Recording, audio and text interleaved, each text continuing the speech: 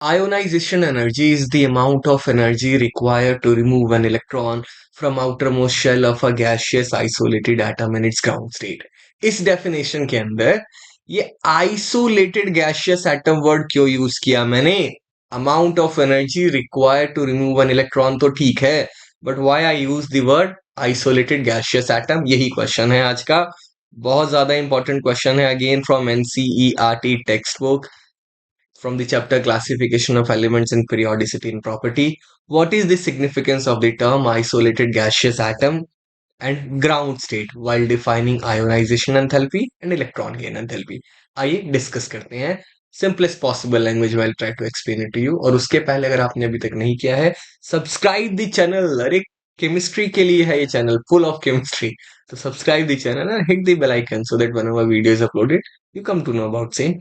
आइए देखते हैं, जरा समझते हैं कि ये कहना क्या चाह रहा है। देखो, मैं क्यों ना कह दूं कि amount of energy required to remove electron, खत्म बात।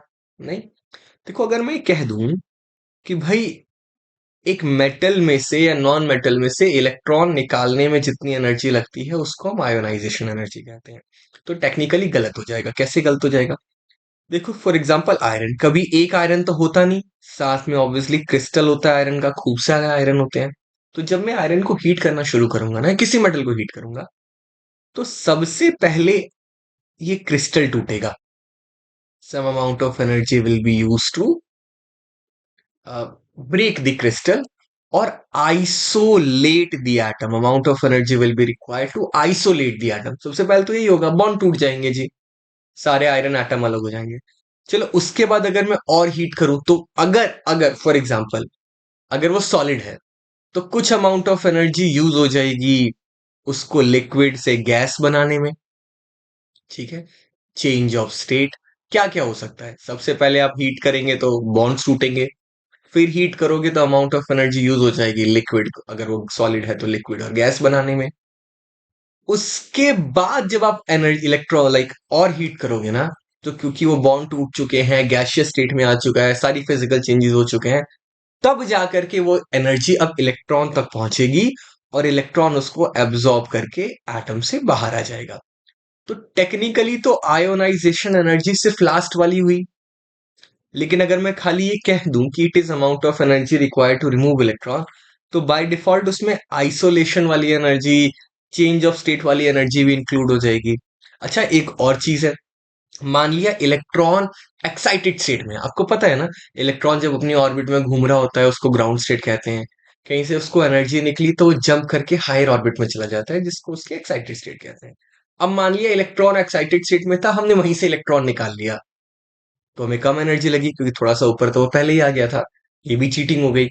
तो डिफाइन करने के लिए बोला गया, देखो just to avoid all these type of energies in our ionization energy, we define कि देखो ऐसा है, ionization energy is the amount of energy required to remove an electron when the atom is already isolated, it is already in gaseous state and the electron is in its ground state. ठीक है, frame कैसे करेंगे answer? ऐसे करेंगे, when we like when we gives energy to the metal, some amount of energy is used to break the bonds, that is to isolate an atom, and some amount of energy is used to change the state of the atom to the gaseous state. Also, if electron is present in its excited state, lesser amount of energy will be required to remove that electron. So to avoid all these energies, we define that ionization energy is the amount of energy required when electron is already isolated, gaseous, and the electron is in ground state. And that's why these two terms are included. Similarly, these two terms are also included while defining electron gain enthalpy. Reason दोनों का same ही है। नहीं समझ में आया, you can ask in the comment section, समझा दूंगा एक बार और। Thanks for watching. Don't forget to subscribe the channel.